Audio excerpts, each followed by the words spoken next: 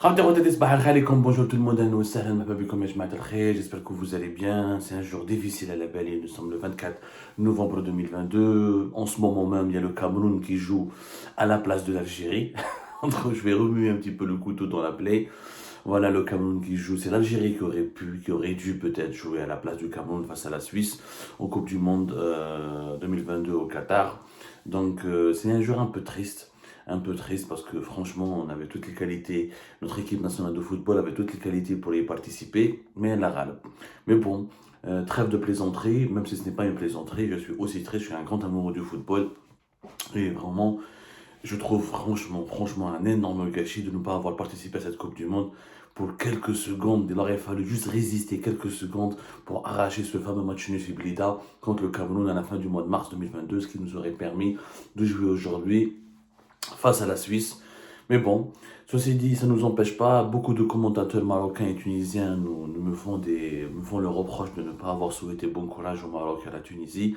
Bien sûr, on leur souhaite beaucoup de courage et je salue leur première prestation, des bons débuts du Marocains et des Tunisiens, notamment des Marocains. Je dis la vérité, j'ai vu le match Maroc contre la Croatie, qui était la finaliste de la dernière Coupe du Monde.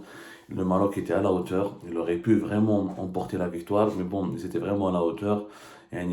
Comme ça, les Lions de l'Atlas, ils ont vraiment honoré le Maghreb. Bravo à cette prestation et j'espère que le Maroc pourra se qualifier et nous procurer la joie que l'Algérie nous a procuré pour le mondial de 2014. Voilà. Ceci dit, maintenant retour aux choses sérieuses. Justement, nous allons parler du Maroc et de l'Algérie. Voilà, pas uniquement dans le domaine du football, malheureusement nos deux pays sont confrontés à des rivalités extrêmes et des fois très tendues, pour ne pas dire violentes dans plusieurs domaines. La question du Sahara occidental, les questions diplomatiques et régionales, la scène géopolitique mondiale, les problèmes économiques, même au niveau des problèmes même au niveau de la scène culturelle, il y a une grande rivalité, pour ne pas dire une guerre froide entre les deux pays. Chaque patrimoine culturel, matériel et immatériel est revendiqué par les deux pays, alors qu'il est commun à tous les pays du Maghreb. Les Marocains disent que c'est à nous, le couscous c'est à nous, les Algériens disent que le couscous c'est à nous, l'oraille c'est à nous. Ou malheureusement, ces deux pays qui sont complémentaires, comme je l'ai expliqué mille fois, au lieu de s'unir, et gâchent beaucoup de leur énergie, de leur potentiel de développement et de croissance à s'entretuer. Maintenant, je vais vous donner une information qui confirme ce que toujours j'ai dit, parce que à entendre les dirigeants marocains et algériens, ils sont à la tête de deux pays développés, prospères, deux pays puissants qui comptent dans le monde entier, qui sont influents, etc.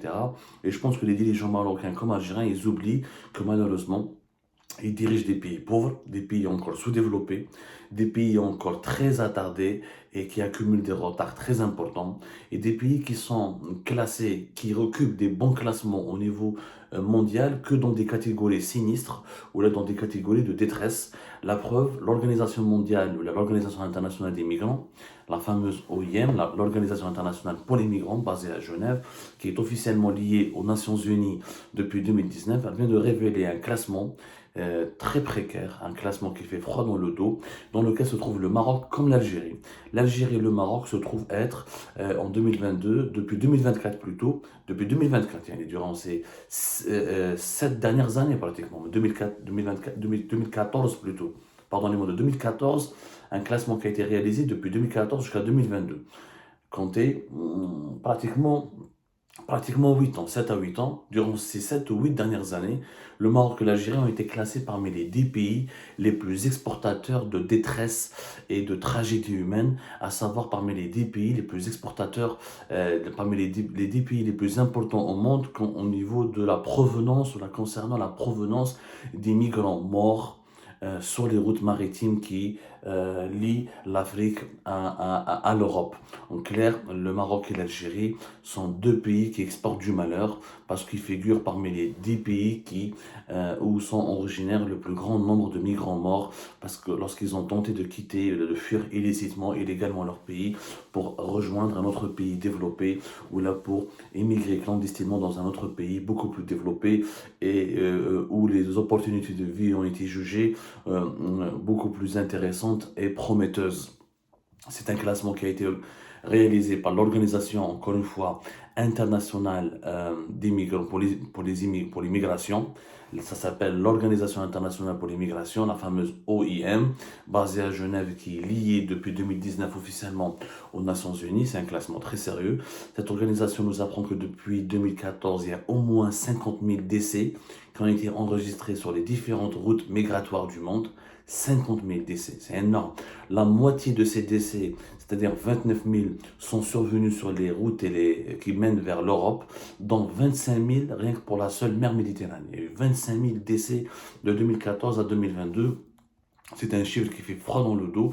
Et quand on essaie de voir quelle est la provenance de ces pays, des migrants qui sont morts sur ces routes migratoires, ben on retrouve les 10 pays les plus importants, comme l'Afghanistan. L'Afghanistan, il y a 17 095 migrants morts sur les routes migratoires de 2014 à 2022. La Birmanie, qui s'appelle Myanmar, 1467 morts. La Syrie, 1118. Ensuite, l'Éthiopie, 867. Le Mexique, 755.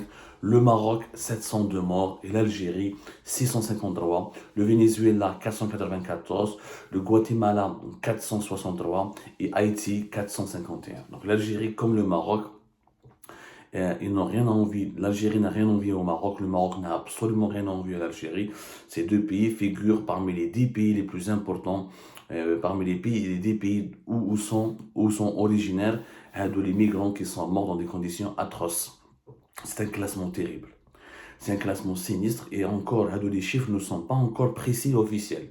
Parce que je sais que l'OIM, cette agence des Nations Unies, avec le chiffre de 51 000 morts, plus de 50 000 morts, c'est un chiffre qui n'est pas définitif parce qu'il y a encore en fait beaucoup de cadavres qui n'ont jamais été identifiés.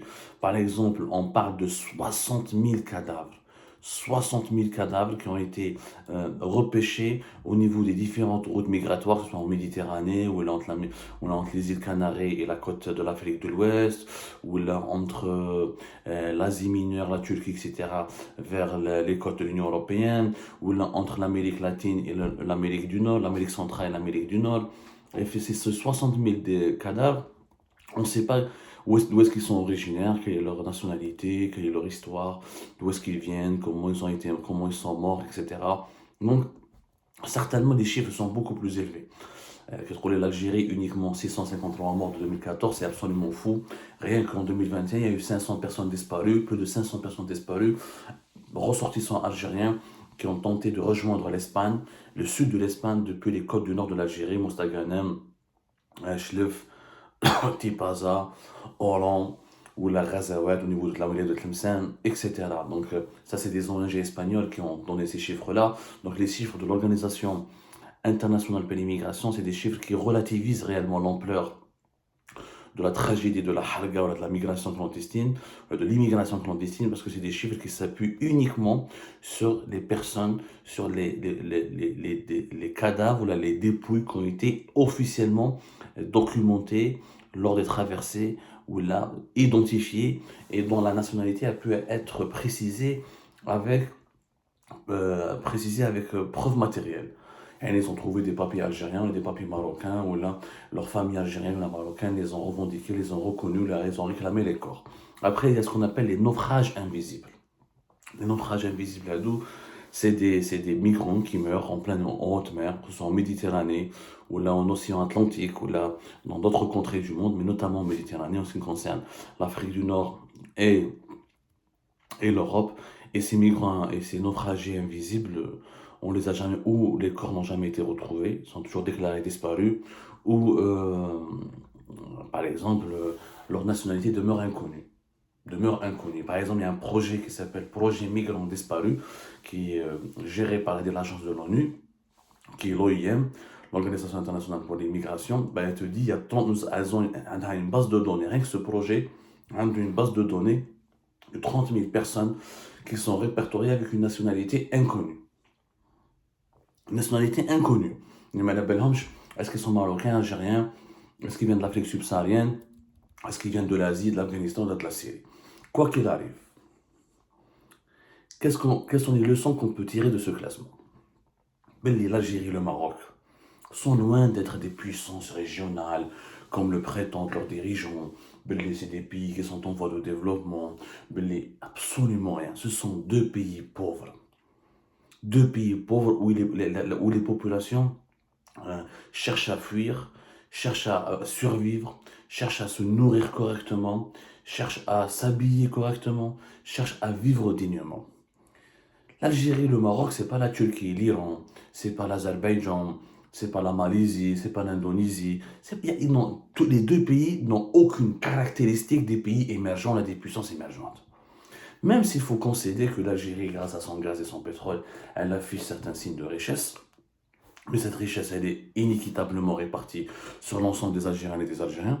Et même si le Maroc, durant ces 20 dernières années, il a beaucoup amélioré son économie, il a pu avoir un certain taux de développement qui l'a sorti plus ou moins de la grande pauvreté qui caractérisait le Maroc les années 90, les années 80, mais ça reste hyper insuffisant. Il y a énormément d'inégalités sociales, énormément de pauvreté absolue. Il faut savoir que dans le monde, il y a plusieurs définitions de la pauvreté. Il y a la pauvreté alimentaire, la pauvreté absolue, la pauvreté relative, la vulnérabilité monétaire. Donc chaque catégorie a des caractéristiques. La pauvreté absolue, c'est vraiment, tu vis au seuil de la pauvreté et tu n'as le foyer ne peut même pas mobiliser certaines ressources financières pour se nourrir. La pauvreté relative, c'est presque même la pauvreté alimentaire, c'est-à-dire lorsque le foyer a du mal à consommer un certain nombre requis de calories pour garantir l'équilibre alimentaire du membre du foyer.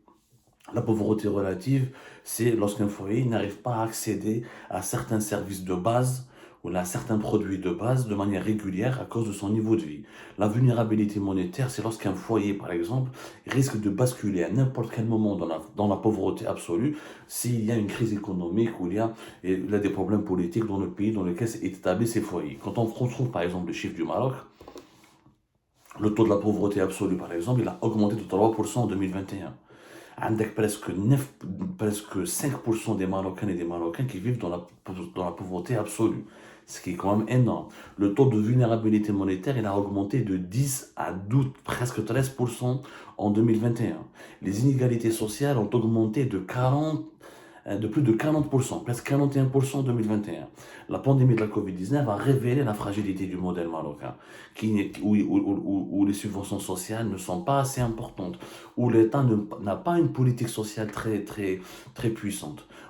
Les pauvres Marocains ont beaucoup souffert des conséquences de la pandémie de la Covid-19 parce qu'ils vivaient du marché informel, parce que les mesures de confinement sanitaire les ont beaucoup bousculés.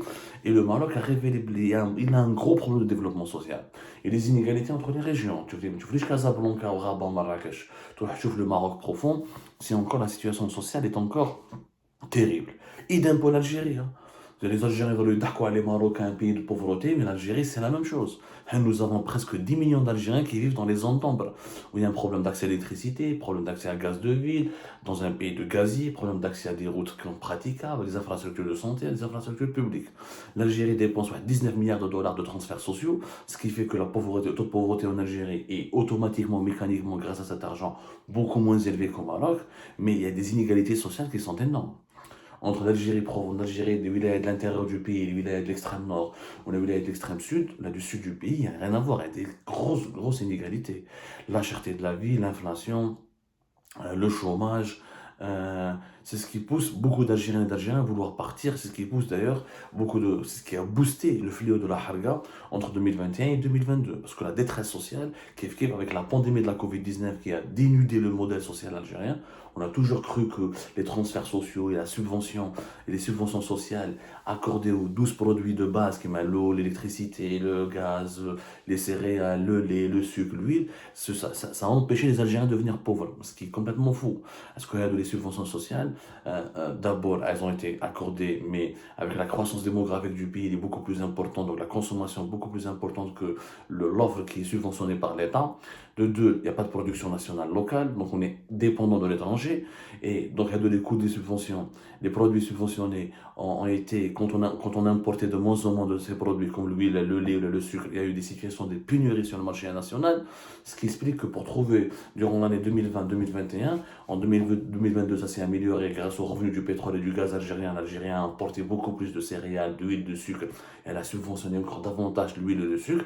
Mais pour trouver en 2020 et en 2021, pour trouver un produit subventionné comme l'huile, ou là le lait, ou là le sucre, il fallait, ou là le lait et le sucre notamment, par exemple, il fallait, ou là l'huile notamment, il fallait faire des queues interminables, faire plusieurs magasins, il y avait une véritable situation de pénurie. Parce que ça ne sert à rien de subventionner un produit que tu ne produis pas. Que tu es dépendant du marché mondial pour l'importer. Là, en 2022, on a eu le prix du pétrole et du gaz a augmenté, l'Algérie était dans une situation confortable. Mais le jour où ça va retomber en 2024, en 2023, fin 2023, début 2024 à 2025, vous allez voir que le fléau des pénuries va encore s'aggraver, encore pire par rapport à 2020 et 2021. En clair, et en guise de conclusion, le Maroc comme l'Algérie sont deux pays sous-développés. Ils n'exploitent ni leur situation géographique, ni vraiment bien comme il faut leurs ressources naturelles, ni bien comme il faut leur capital humain. 45 millions pour l'Algérie, 37 millions pour le Maroc. Ni ils ont une politique industrielle de développement qui est productive, qui est intelligente. Même si le Maroc a fait quelques progrès, même si l'Algérie a de quoi faire beaucoup plus que ce qu'elle est en train de faire, mais les deux pays restent hyper sous-développés. Et les seuls classements où ils se retrouvent parmi les premiers au monde, c'est comme ce classement-là, exportateur de misère, de détresse et de migrants morts.